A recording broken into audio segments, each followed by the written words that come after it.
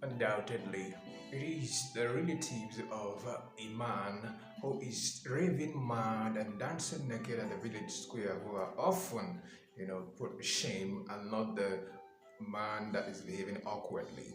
Now, you're welcome to today's edition of Literature for West Africa. My name is Raymond Mselikiliki Okafor Bechuku Amers. Today, we are going to be discussing a poem titled New Thong, and it was written by Elizabeth Kamara LA, right? She is a Serenonian. All right, now we are starting our analysis of this poem with the pivotal word of the poem, which is thong. All right, thong. All right, a new thong. So what does this connote? Okay, literally, you would say it is a part of the body, okay, that is used for speech, but it's not actually what the poem is making reference to, okay? Remember, we said that there are two levels of interpretation, the surface level and the connotative or metaphorical level of interpretation. That's where we are most concerned about, okay? Yes, the metaphorical interpretation of the word thong, all right, connotes in the first place speech, language, what, uh, it's predominantly, said, all right, in a particular society. Like you have the proverbs, you have the idioms and all whatnot, okay? And then the next level of interpretation has to do with attitudinal or behavioral pattern, okay? You know what? The proclivities of individuals in a particular given society is, okay, the way and manner that people do things in a particular society, all right? And then if you take it further, it has to do with the intentions, okay? Yeah, it's the motivations, okay? What inspires, the decisions that people take, all right? Yes, that collective and most popular way of doing things in a particular society. That's what the word tongue, all right, connotes, apart from being, an organ of speech, right?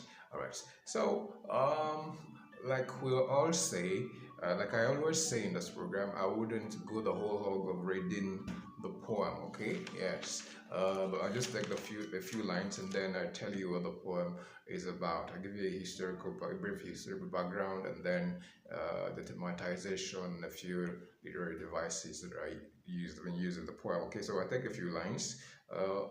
They speak in a new tongue and dance new dances. Minds battered into new modes and shapes, right? Their eyes revel in the wonder of the new, embraced and bound hearts with impregnable chains. Okay, so let's quickly look at these few lines and then the entire poem all together. Okay, now they speak in new tongue. As I've said before, if you did elementary physics or whatever what they call basic studies, I don't know what they call it now, you will find out there's this popular law. Your body will be continue to be in its state of rest, or if it's emotion, will be emotionless. It's been altered by a force. Okay, that's Newton's law, right? So Newton, all right, that means that there is a language that was being spoken, all right, in that society before the new tongue was acquired, all right. Okay, for instance, if they say speaking in tongues, okay, that's another language apart from your normal language that you speak, your mother tongue, all right. If you acquire a second language like French or German or any other language, like as a Nigerian, all right, I speak a Nigerian language, okay, as my mother tongue, but I've acquired English as a second language, all right, as an official language, and I've acquired French, the expertise or skill of speaking French language. So you see, I was first of all a Nigerian native speaker, all right, speaking a Nigerian language, my mother tongue, before I learned how to speak English and then French. Right, so that's it. These people, this new language, all right, was either learned or imposed, and something happened before the language was imposed or learned. Why was the new language learned? All right, here. So that brings us to the historical background of this poem.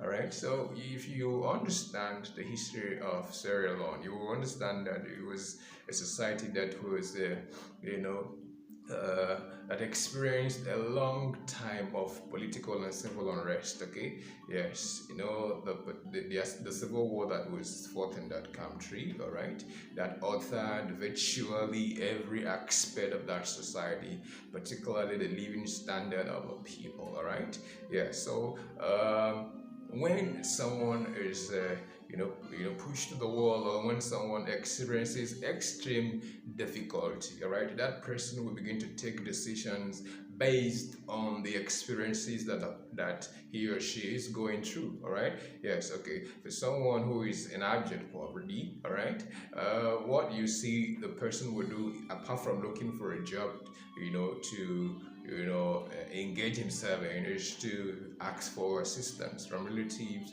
or from acquaintances. Okay, so it's because that particular person is going through a very difficult time. All right, okay, so that's it. So this new way of doing things, was imposed. All right, something triggered it, something cursed it to happen, and I said it's because of the quest for survival. Okay, yes, the quest for survival. We want to survive in a society that is riddled with all forms of negativities, lack of opportunities. And if you look at it very, very intentionally, you will find out this poem, epitomizes what the most iconic writers of African descent or extraction, talk about in their works. All right, if you talk about Jebe, if you talk about Soyinka, if you talk about Ngugi, all of them, always talk about or describe the situation of what Soyinka describes it at penclamousness, okay, the penclamousness of the society. All right, Achebe would say that the writer is the person that tells the society where the rain began to beat them. All right, you see. And then Google will say that a borrowed cloth or a borrowed necklace would always make one to lose his neck. All right, borrowing, that's devil on the cross. If you see that, okay, a borrowed necklace will make one cause one to lose his neck. All right, at this juncture I'll take a break and I'll be right back. My name still remains, I'm Licky Licky. This program is being brought to you by It's Smith Enterprises and in conjunction with the state government. I'm coming back soon. It's been often said that the most common definition of insanity is doing something, the same way and expecting a different result. Okay, yes. And then if you look just opposite with the poem that we're reading, you will say this, is a little bit contradictory. Okay, because if you must learn something new to become better, all right, what should we learn? That's it. Yes. Which knowledge should we acquire? All right, that's the question to ask. All right, so now we're going to look at the thematic appropriation. Okay, the themes that are derivable from this poem. The first thing that we're supposed to notice that this is a poem that is just opposing individuality.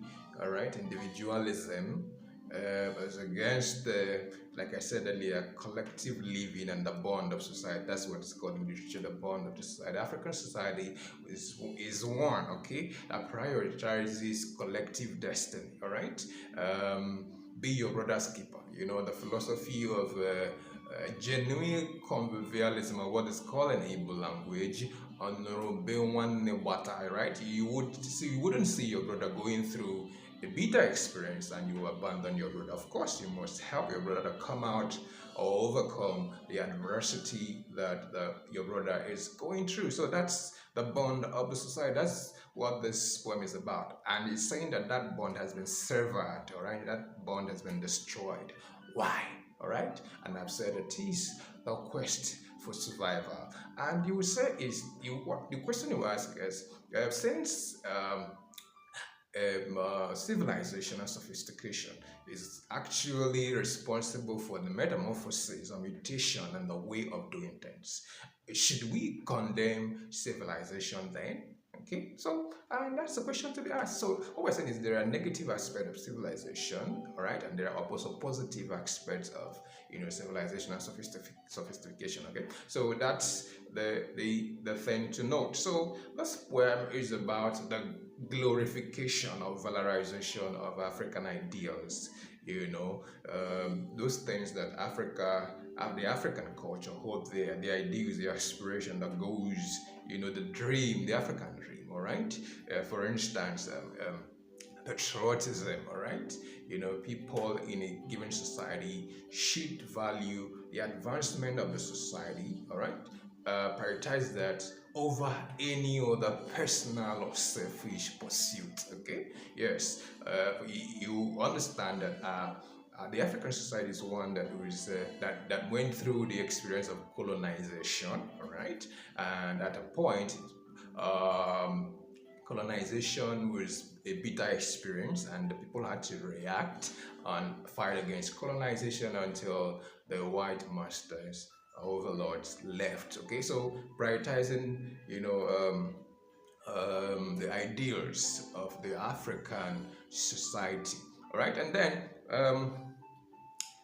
genuine sincerity as against cosmetic and or superciliousness. Okay, you know what they call fake life, all right? Yes, a poem is actually speaking against it. So what is the first poem that we are going to be talking about? Okay, I said that's glorification of the values and virtues of African culture and tradition.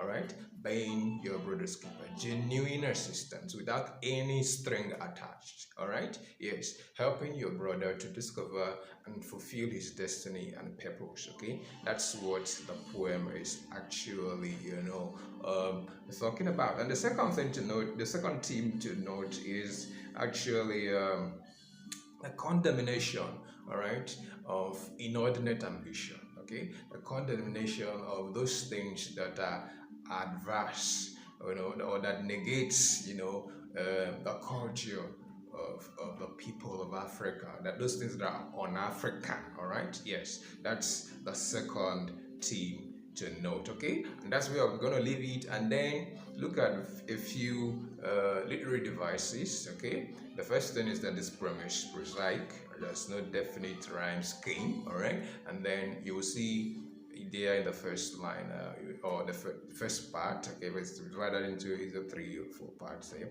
You will see the use of simile and irony, okay? So you're not going to go into full details there. Your teacher will guide you, right? So what is saying that degeneration and deterioration of the society was actually caused, okay, by the acquisition of negative aspects or negative side of civilization. Okay, this is where we're going to be drawing the curtain. Remember, I'm still your brother and friend. I'm Sadiki Liki saying, get a copy of Tonoparts by Jaira, Rise of the Rubble, okay, and all the other books that your brother here has written that are all on Amazon Kindle. Okay, yes. So I come to you again. My name is MC Liki, and saying, stay tuned.